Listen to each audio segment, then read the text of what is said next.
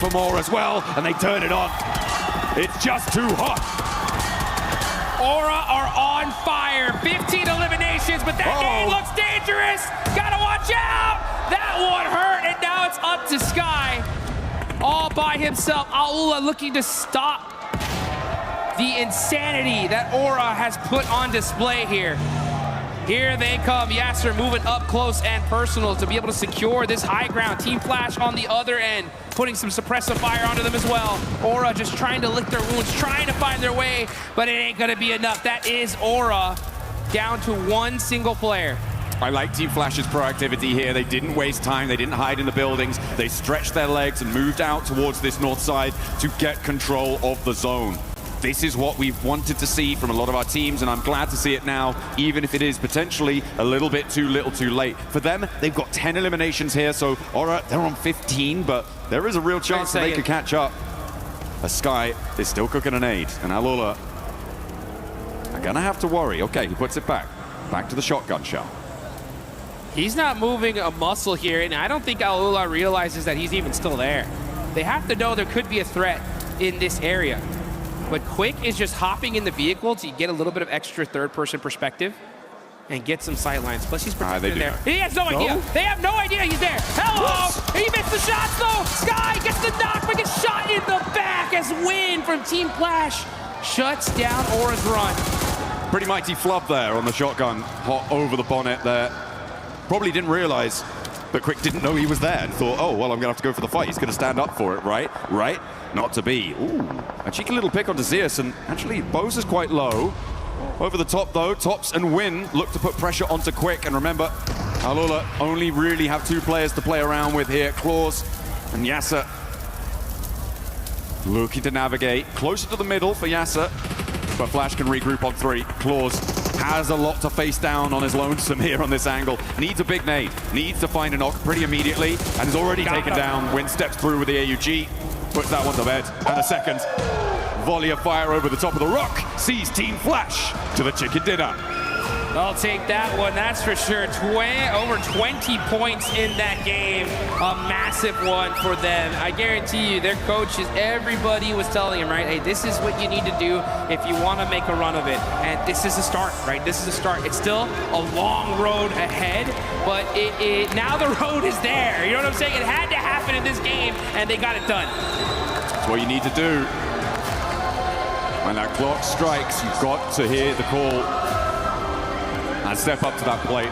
Unfortunate that Nongshim and eArena couldn't really get much further into that one. That Aurora hold on the eastern side, it stopped them really from being able to break out in the way that they wanted to. Flash were an incredible suppressive force over the course of a lot of that final set of circles, so really, really great stuff from them. But yeah, it could have been very, very different if Aurora had played that slightly in a different fashion. For sure. I mean, unfortunate for them, super fortunate for the rest of this lobby, as we're going to go into one more game for sure. Now, as far as teams that are still within that Smash Point threshold, I believe it's still going to be the duo, right? It's still going to be the two teams. But another opportunity in this next game, right, for more squads to be able to push their way on up. As we're going to take a look at the replay here, Team Flash, great job of being able to finish this game strong. Win especially, just boom, putting the nail in the coffin. That's how you do it. I just didn't want to mess about, you know. He knew this game's over. Come on. Let's go next. Keep the pace, because they do want to keep up that pressure. If you're on a run, now is the time to hold on to that momentum. There is no more runway that you need to cover to take off on this. It is just today. There is nothing that you want to leave out on Erangel and let it go to Miramar, because you may not reach it. No one might. Just look at these players' faces. Straight intensity. These guys are locked in right now. They know exactly what they need to do in order to make this happen. And it's going to be on the back of a ton of eliminations and securing those wins, all while stopping eArena and Nongshim Red Force, who had a great pincer on the end of that circle there. But, you know, I think teams now especially have understood just how threatening this smash rolling is. And I think they're going to do extra and beyond to make sure that they can stop those two squads. Absolutely. I mean, there is so much pressure on so many teams. I think that again, I'm gonna go back to my old favorite hobby. It seems this game of giving a little bit of hate over to Ralph, because Enigma Galaxy, that 2-2 split did not work. It was really kind of catastrophic. And hey, you know what? The position that they went to, that they tried to go for on that east side, was where Team Flash won from. So could have been different. But we're going to head down to the stage. Kalaris has a little interview for us for some inside information. Yes, I do. Thank you very much. Here with Nongshim Red Force, Hyunbin once again to get some insights on what's gone on so far. Let's talk about the Erangel that just actually happened. You guys find yourself in mini mill to power, but then the circles shift away from you. You sent it north instead of any other direction. Talk to me about that choice. Do you think it was the right one, or do you think there was another path you could have taken? 일단 현빈 선수 첫 번째 질문은 일단 아까 에란겔 경기부터 일단 얘기를 해볼게요. 에란겔 경기 때 사실 밀타 파워 쪽의 공장을 이용하셨다가 이제 자기장이 튀자마자 이제 바로 북쪽으로 지르셨는데 사실 그쪽이 좀 다른 선택권이 없어서 좀 강제가 된 건지 아니면은 좀 그게 좀 가능성이 있다고 보신 건지 좀 궁금하네요. 일단 저희 자리에서 치킨 갖고 오기는 좀 많이 힘들었던 것 같고, 저희가 오로라 한 명을 잘라나왔고 그 골에서 오로라 일단 한 팀 먹고부터 할 생각이긴 했습니다. Yeah, we already knew that that shift was actually really tough for us. So what we thought was Aurora was actually there, and we got a one knock of Aurora player. So I think we should have started with getting out, knocking out Aurora, and then we find our footing on the ground inside that circle. So the Rondo game, you just won another one here. You look always great in urban endings, does Nongshim Red Force. So talk to me about that urban ending. What were your biggest concerns? You had great roof control. So what was your guys' perspective on that finish? 또 론도판에서는 또 치킨을 드셨는데 사실 시가전에서 정말 좋은 모습을 보여주시는 것 같습니다. 그래서 그 시가전에서 특히나 이제 지붕을 통한 영역 그 컨트롤에 굉장히 또 일가견이 있으신 것 같은데 좀 그 점에 있어서 좀 어떤 점을 좀 중점으로 플레이를 했었는지 궁금합니다.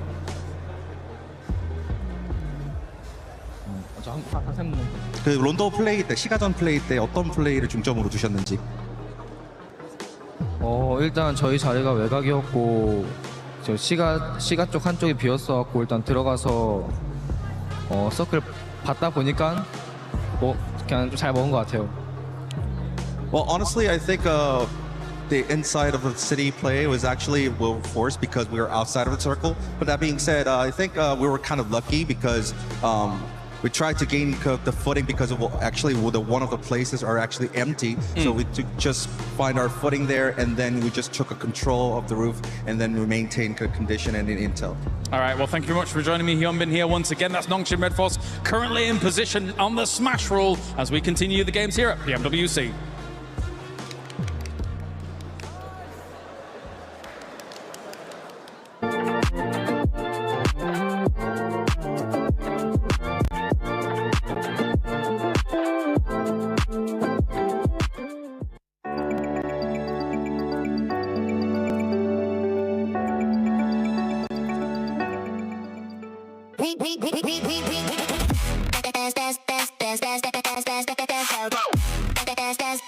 We booked Esports World Cup up.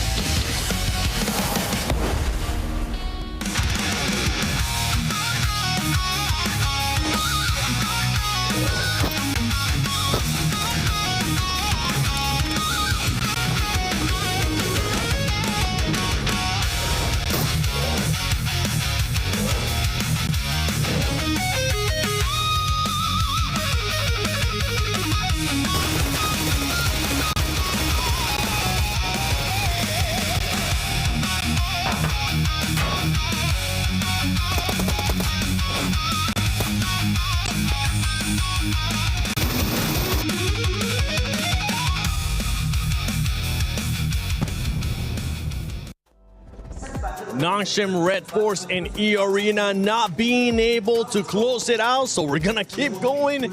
One more match in this one. Team Flash being able to come off with the win there after not really being able to do much for the whole tournament. Great performance out of this squad, but don't forget, for everybody that's currently here at EWC, make sure you guys check out the fan experience. Go look at the awesome stuff between PUBG Mobile and Naruto.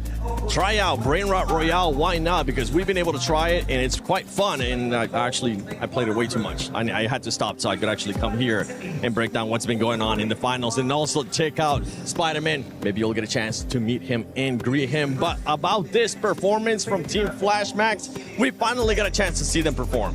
I never doubted. No, I have been doubting a little bit. It's been looking a bit dicey recently, unfortunately. But no, really good hold on the northern side, right? Able to get rid of a lot of threats over in that position. Definitely a team that has been very silent. But before this game, they had a total of 63 points. If my count is right, they just got about a third of the points they've made so far up until now out of all of their games in a single chicken dinner, 23 points. So that's going to get them way higher up in the middle rankings. And let's keep in mind, even if you're not number 1-7, the prize pool distribution is getting way higher on that first half of the leaderboards. It is. For some of these teams that might be too far away from that threshold of the smash rule, they're going to be pushing up because there is that prize pool at stake. $3 million that we're going to be giving out. And Horror Esports being able to perform really well, seeing the aggressiveness. This is what we've been expecting out of Horror Esports, the aggressiveness, 16 eliminations. I mean, it's a real shame we just didn't see this from the get-go, right? From day one throughout to today, because they could have been in a very different position on those leaderboards than we see them right now. But also, just mention very quickly, as we look at the team stats here for Sleepy and Sky actually doing some mega work. They did have some really good nades. They were pushing very well. They are the team that got rid of E Arena in the mid phase of that game, taking shots onto Nongshim there. So, you know, very, very proactive, really looking around them and trying to get as many elims as possible. I think we can call that farming. They were farming a little bit. They definitely were. But actually, the key thing we have to keep in mind for Horror here is they are the team that eliminated E Arena, which is a team, if you get that elimination, one of the plays, you're like, that's E Arena. That's E Arena right there. Go. Push them. And then they did it. And because of that, right, Lace, they delay the tournament just a little bit more, which really is going to make this event so much more interesting because so many teams can enter the Smash Zone. I know, and how crazy it is that the top of the leaderboards seem to fall and then these mid teams sort of have that glimpse of hope and opportunity. But that's why we love it here for PUBG Mobile with the Smash rule, especially. Now, I do want to sort of draw your attention to S2G, a team that is quite incredibly close to that Smash rule. But if we talk about the first game, we didn't really get to chat to them sort of in that first mid-section. They had a nice recovery, a little bit of a hot drop, couldn't capitalize on as many eliminations as they wanted to. The roughest zone shift for them. They had like that kind of open terrain. They couldn't really move in. And then they passed. And then this game, again, it kind of like they're losing their team so incredibly early after eliminations. You saw Kamikaze there on the north side trying to sponge those points, but again, falling short. Look how incredibly close S2G are, 116. They should have done it earlier. Just 6 points away from being able to enter the Smash Zone. Aurora Gaming as well, currently 9 points away. And teams that were going to be looking to be able to close that gap, especially when we saw E Arena get eliminated. Nongshim really not going for that many eliminations, playing it quietly. Four Thrives. I mean, Four Thrives wasn't really able to do much. And with the win that we just saw to Team Flash now moves into 7th place. Yeah, really good push up here. Team Flash, 7th position overall. That's going to be an extra bit of money in their back pocket. But the thing is, they're looking very scary. Look at the top three. 3 chicken dinners, 2 chicken dinners, 3 chicken dinners, while the other teams below all have 0, like 4 Thrives, or a singular chicken dinner. So that is really making it scary that the tournament could really end at any point today. Well, the big thing as well for me is that Aurora Gaming, Nigma Galaxy, and E Arena all finished up that match with 0 points on the board, right? Yes. None. Nothing for game 2. S2G is moving up. As you said, Lace, you've got 4 Thrives. Well, also they got 0 points, so they don't count. But Team Flash, Ulf, all of these teams, they are really making a push forward, while those top teams, except for Nongshim, they're it's getting very close for the rest of those teams. Yeah. And in this first page of the overall, there is one big outlier, especially when we're looking at the wins here. And it's none other than Four Thrives. Four Thrives, the only team in this first page that doesn't have a win. The reason why I'm bringing this up is because, yes, Four Thrives, if you are able to have a good performance in the next match, at one point, we need to start seeing those win if they want to be able to win via Smash Roll. I mean, even if we bring it back to sort of the group stages, they were sort of unable to get those chicken dinners. Of course, they could capitalize on eliminations, but they weren't really one of those teams that would close out the win. We're sort of seeing this trend now, and of course, they want to sort of get those elims and sponge those points to hit that kind of Smash Roll threshold, but in then, it's still, if you calculate statistically, it's still, their win rate is not really Yeah. that's, yeah, A little bit politely. tough. But you know what? I'm going to pivot the conversation. I want to bring it back to Nongshim Red Force. Yes, let's discuss. And what I wanted to take a bit of time here because that was an absolutely insane throw. There are three options. Or you third party to the western side on the mountain next to Lumberyard, or you directly crash into Al Ula, which is what I think would have been a really good option, or you decide to go for the wide wrap onto Flash, which I wouldn't recommend, and they ended up doing. There were so many options to go, but that was like, out of the three Niptra, the one that was not going to give them the win. And you know what? It's showcased by Al Ula taking second place from the exact position that we were like, Nongshim, go that way, go that way. Al Ula end up going that way, get that second place, and I think if it had been Nongshim with the kind of momentum that they had off the win, they would have won there. It is genuinely not even game throwing, it's almost championship throwing in game 2, right? Because they could have won it, they could have ended it, done and dusted, and they just didn't. They went for a very different play. Yeah, and especially because of that rotation. If you push Al Ula, let's say, only Al Ula is going to fight you, right? It's literally team versus team. Literally. That wide Eastern rotate, Aurora's looking your way, Team Flash is looking your way, Al Ula's also looking your way. You're just making it harder for yourself. And Nongshim Red Force have some of the best rotations sometimes, and then they pull stuff like that. I'm very confused. They're a very confusing team. Entertaining to watch, but confusing. I also want to sort of point out, and this is just kind of across Battle Royales in general, sometimes you only have that one opportunity, and when you miss it, it is now 10 times harder to get back to that same position. You do not get these chances often. And like you said, Nepturo, they didn't make that space, they didn't make that play well, so it will be a little bit more challenging now. And with Nongshim Red Force, especially in that performance, right? I fully agree with you guys. They decided to go the completely wrong way, being within nade range of Aurora as well, even though they ended up out-surviving Aurora. One thing, though, for this team is that when we've seen it in the past, you were kind of telling me this too, Neptura, especially a PMMI. Once they hit the Smash Zone, this team is so scary because they know exactly what they're playing for, which is just the win, right? Yes, they can get some points. And we kind of saw this here being super passive, the team just waiting for the right time. And I think maybe that's what could have hurt them there. They was just looking for something passive. They weren't looking for an actual fight, and that's why they decided to go with that rotation. You know what? I 100% agree with you there, Seven, because, yeah, they are so scary. They are so patient. And we saw that them lining up on Milta Power there, lining up on that wall, going, okay, what's the next play? They didn't look scared. They weren't going too quickly. They were just being very patient. They were sitting and going, okay, what are we going to be doing next? And then they make the most harebrained, like, under pressure play, it felt like, right? Another team I would have expected that from. Not from Nongshim, not with the presence of mind they seem to have while in the Smash Point. They are not a team that falls under pressure, and it felt like they just did in that moment, so very, very odd.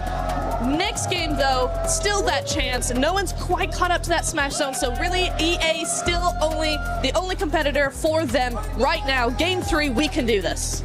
I'm going to pivot the topic again. Sorry, I'm all over the place. There's so much to talk about right now, but I want to talk about actually the MVP race, which is actually, we could have a dark situation on our hands, which is we saw Eren being top damage dealer, he had a ton of eliminations, and they're currently at the very bottom of the first page. We could have a situation where they're nowhere near winning the tournament, and a player on Ulf could actually become your PMWC 2026 MVP. Got to be careful there because he is in 4th position, but it's Hyunbin, it's Tizzy dominating here for Nongshim Red Force. It is, and Hora with that performance that we just saw there, Sleepy being able to put up the numbers. Eren, you were talking about it as well, but we have a lot of fans here in the arena. We got Four Thrives, we got a bunch more over there from Godlike. Let's see what Barney's currently up to. Ladies and gentlemen, we've said it time and time again that we wouldn't be here if it wasn't for the fans. We've got so many around the arena, so before we dive into our third map of the day, it is time to check in with them. And so, Furia, Godlike, make some noise! Killaris, who have you got with you, buddy? Yeah, that's all well and good, but I've got news. some noise! Thunderous applause for Nick the Galaxy! What have you got going on, Barney? Lofty, what have you got? James Barney, you're not ready because I'm here with 14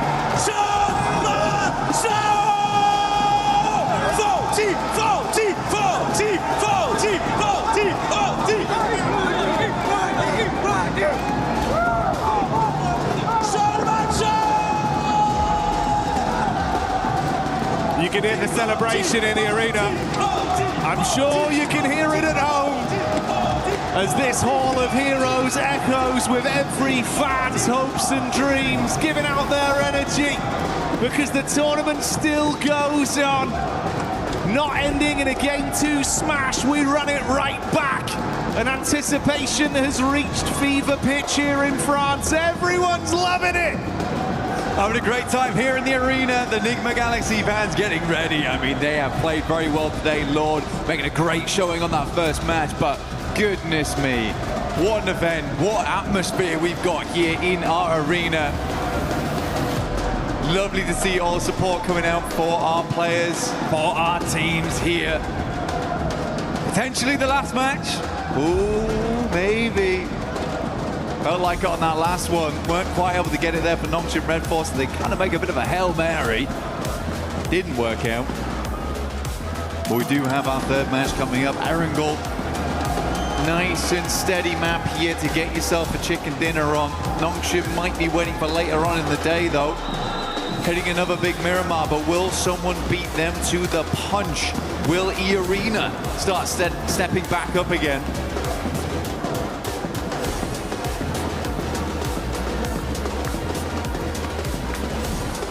A lot of fine margins and a room that's getting rowdier and rowdier each game that goes by. But we'll focus on the here and now, the present that is the fact. We've been presented with a third game here live from EWC.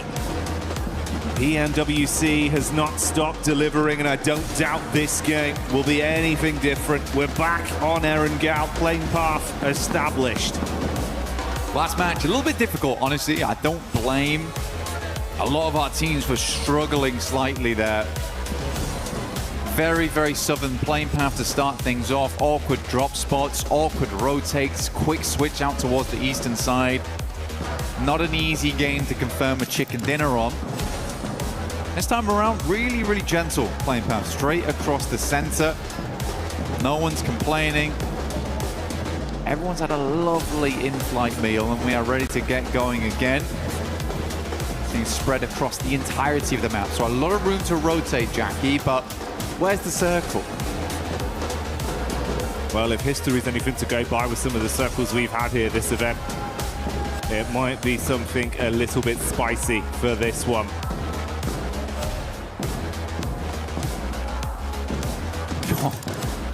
It might be, might just be. Fair bit of Sosnovka pulled into play here down towards the south side. We got plenty of water in play. Teams have to start getting their feet wet into this one to make it happen. Those bridge crossings, absolutely diabolical. Aurora, also tough decisions. S2G, bit of a menace team to run into on that eastern side, but Fourth Rise have been consistently oppressive over towards the west. So hard decisions need to be made for this squad. They get in vehicles, likely will loop down towards the south side of the map. They've been praying for a southwest shift on this one. Over towards Farm, Nongshim Red Force will get moving. Planting those seeds of destiny. Hopefully get themselves another chicken dinner today. E-Arena far out over towards the northwest side, South George. Long distance on this one. And of course, for those of you at home that don't want to forget the event, make sure you get stuck in with that Naruto in-game event that's been going on. Pick up that awesome Ninetales Fury org and try and make plays like some of the best we've seen over the tournament. One of the best right here on our screens in Mormon. For E-Arena, he has been the man. Seriously good stuff from him. So many clutch plays, so many moments where it felt dire and Mormon was able to pull it back for the squad. Looking to do the same here in the final day. They've already achieved the smash ruling. As it was said earlier on the desk, the only 2 teams to currently do it, but I do think that that will change after match 3 if we don't end it all here and now. Right now, you have that serene sense for E-Arena as well as Nongshim Red Force that there is only one other squad in the lobby that could beat you to the punch.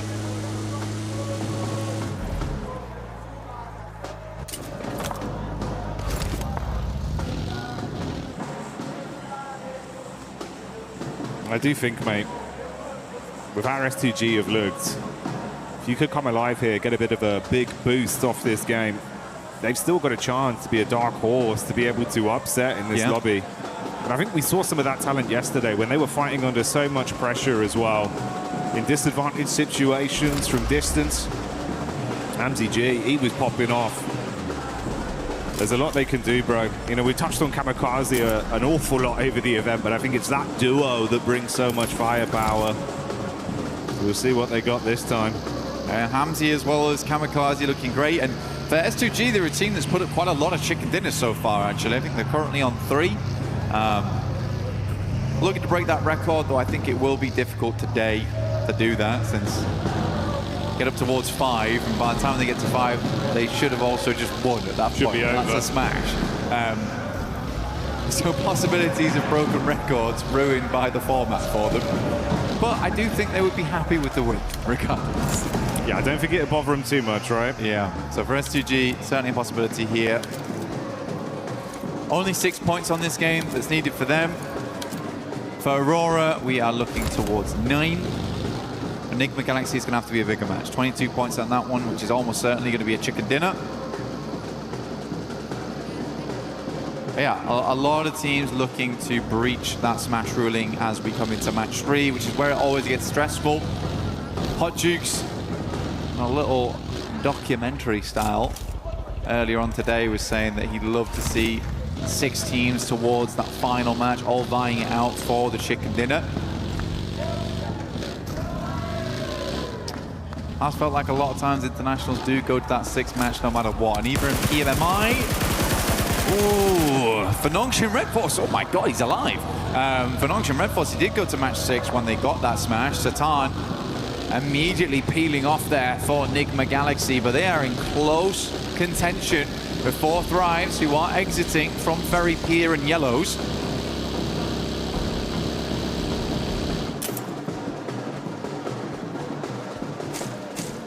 Four Thrives, they've been loving these fights versus Enigma the entire event.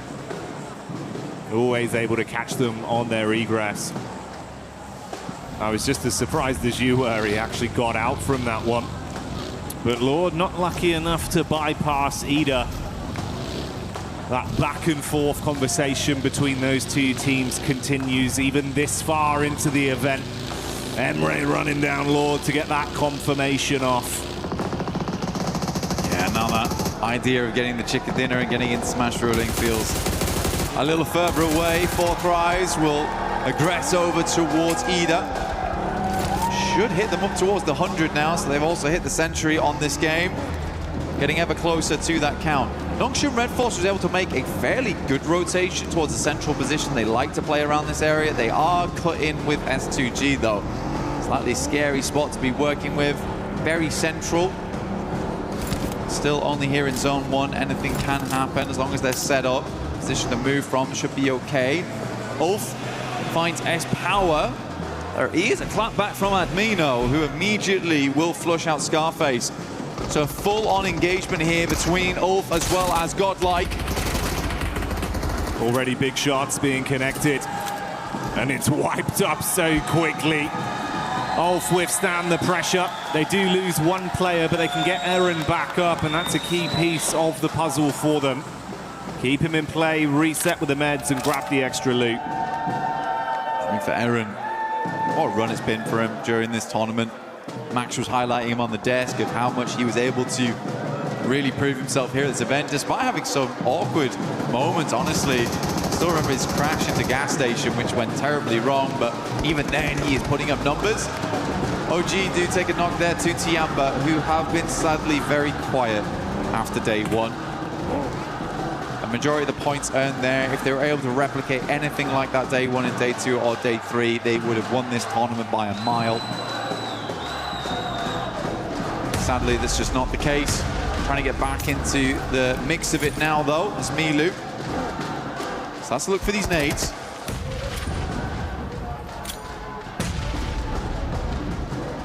Maru on about half HP there. AKOP in the back line. Ooh, nice arc from Milu. Milu, the madman, when he's feeling himself, he can do so much damage on a battleground. He's got backup from the boys. If they can get out of this one cleanly, maybe they can at least try and ruin some of the runs for the other squads above them. And Milu keeps it going to get that flush as well, so that will remove Aru. Hard cut him out.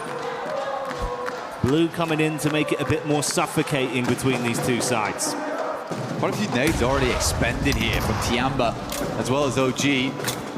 We're right in zone 2 now. Blue starts to tickle a fair bit. QZZ gets a bit panicked there, will drop a couple of shots through and then immediately send in Milu. He's just going to prime the nade. That's a nice one from him. Good patience. Lets it go through. Is he going to peek this onto AKOP? It's me. Does not care in the slightest. Friendly fire. Denies the point. Oh, yeah.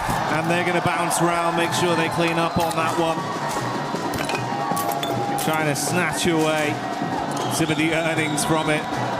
Good to see Tiamba, though, getting a bit of fanfare back from the crowd and big plays from Milu. I think he was sat on about 11 elims off the back of 3 games back on day 1 as well, mate. He's a killer, that's for sure. Tiamba lucky to have him. Great to see him back on the team again. Some subs came through yesterday, Shallow in, Milu out, but looks like he is ready to play today. Gameplay looks clean. For Nongshim Red Force, hard rotate up towards that north side. We've got Dip in play, but not fully. At least we did confirm away from the south side. A lot of the water got cut out immediately. A hard shift over towards the northwest, and an easy rotate now for Tiamba to actually get in. There's Catch popping up in the elim feed. Couple shots over towards the Furia squad. Furia that have been a little bit more shaky today in some of the battles we've seen. Hasn't been as cutthroat.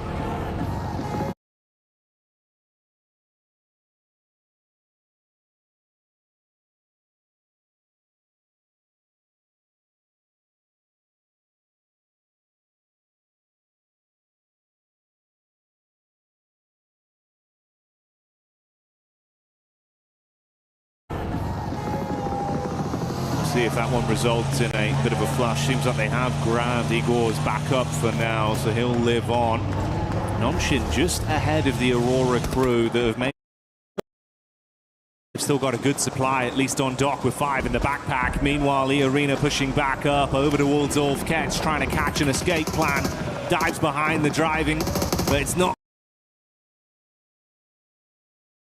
He was looking for the drop with the smoke, wanted to try get down there and assist, took a single bullet, had to hit the deck again. Thankfully, smoke's out, limited cover as well with the walls, so the geometry playing in their favor. You can go for another res. They might be able to recover it cleanly. I think that they won't be recovering, though, is all this utility that they just spent getting those players back up again. How many smoke launchers do they still have left? Vexy finds Tizzy again. Nongshim under mad pressure at the moment between 2 separate squads, both looking towards them. Just have to hold on for the time being. Stop peeking, honestly, but I feel like they realize they need to keep these teams on the outside at bay. E-Arena, though, down in the blink of an eye versus Tiamba. Another team on Smash ruling out, and Tiamba survives as for just. Eagle inside. As always, the lurker looking to play medic for the rest of the squad here. He might be the Eagle, but there is vultures swarming the skies around him. Other teams realizing there's been a lot of damage done here. It's a risky pickup with the position he's in. Luckily, he's got some cover from the vehicles to try and save his mates. That's Aura, though. with Jiggle getting one of them confirmed off the back of the damage that was done. So they do go down to at best a 3-man squad post this pickup. A lot of teams need to move. A lot of teams that actually fully confirmed over towards Milta now feeling a little bad about this one, which is exactly why you see Aurora playing on this edge down towards the south side and Nongshim not fully moving in. So 4 Thrives, they've got to extricate themselves. Flash have also got to pull themselves out of this one. S2G a little bit safer where they play around the warehouses and they can move up over towards that top side, be playing over towards Toll Booth later. But it's Aura right now who actually own the majority of the space on the northern edge. 4 Thrives opening up over towards Aurora as they move. That backline in is good to at least take some of the heat off. Force attention turned back onto 4 Thrives from Aurora. Vitality have just been really running interference from this angle as well. If there's a peek up from Hyunbin, they're harassing with shots. If they can get LOS back over onto the coast of Aurora, it's punishing as well. For Nongshim Red Force, they know the shots came from Vitality earlier, so this is sort of the team they need to deal with first. The one thing I really worry about for Nongshim, though, is how exposed the vehicles have been this entire time. You got to imagine that wheels are blown out, if not vehicles fully exploded. They do have to move further into